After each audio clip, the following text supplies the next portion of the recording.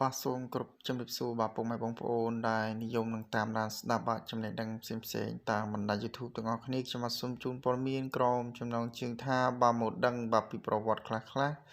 របស់ក្មេងប្រុសបាទកម្ពុជាមហាសំណាងដែលបាទ Angela បាទយកបាទមកទៅចិញ្ចឹមបាទជាការពិតណាស់បាទ Mado បាទ Julie Pet ដែលគ្រប់គ្នាបានស្គាល់ថាជាកូនខ្មែរនិងជាក្មេងបាទសំណាងមួយនាក់នៅក្នុងចំណោមក្មេងរាប់លាននាក់នៅក្នុងប្រទេសកម្ពុជាតែត្រូវបានជាកូនចិញ្ចឹមរបស់កំពូលតារាបាទសម្ដែង Hollywood គឺបាទអ្នកនាង Angela បាទហើយថ្មីនេះនាងបានបណ្ដាសារព័ត៌មានបាទធំតូចជាច្រើនត្រូវបានគេប្រកាសជាផ្លូវការថាកូនបាទជាមនុស្សម្នាក់គត់ដែលក្នុងចំណោមបាទកូនចិញ្ចឹមទាំងអស់ដែលទទួលបានទ្រព្យសម្បត្តិបាទ120លានបាទពីអ្នកស្រីបាទ Angela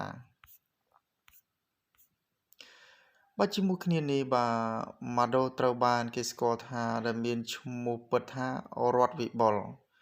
បាទប្អូនប្រុសត្រូវបានអ្នកស្រី Angela យកទៅចិញ្ចឹមនៅក្នុងបាទកំឡុងឆ្នាំ2002តែពេលនោះបាទប្អូនប្រុសមានវ័យត្រឹមតែ2ឆ្នាំប៉ុណ្ណោះអ្វីត្បិតបាទ Mado បានទៅរស់នៅស្រុកគេតាំងតែពីមិនទាន់បាទដឹងក្តីប្អូនស្រឡាញ់បាទប្រទេសកំណើតបាទខ្លួនព្រមទាំងឧស្សាហ៍ឡើងចុះបាទមកជាញឹកញាប់ផងដែរ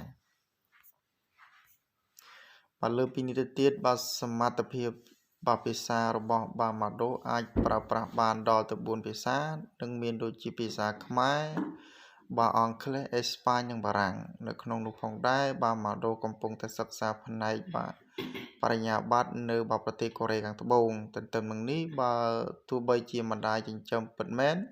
តែ Mado ស្រឡាញ់ម្ដាយខ្លាំងណាស់ប្អូនតែងតែបានលើកសរសើរអំពីសម្រស់និងសមត្ថភាពម្ដាយរបស់ខ្លួន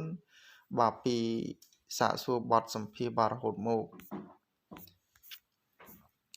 បាទព្រមទាំងបាទជាមួយគ្នាបាទ Mado ក៏ត្រូវបានឪពុកចិញ្ចឹមធ្វើបាបរាងកាយជាច្រើនផងដែរ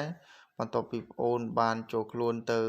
ហាមឃាត់កំឡុងពេលដែលម្ដាយបាទកំពុងបាទចិញ្ចឹមគេឆ្លោះគ្នានៅក្នុងបាទយន្តហោះឯកជនរបស់ខ្លួនបាទដូច្នេះព័ត៌មានគឺមានតែប៉ុណ្ណឹងដើម្បីកុំឲ្យបងប្អូនរងចាំយូរសូមមេត្តាចុច like និង subscribe កាន់ channel របស់ខ្ញុំបានដើម្បីទទួលបានព័ត៌មានថ្មីៗបាទសូមអរគុណសូមជម្រាបលា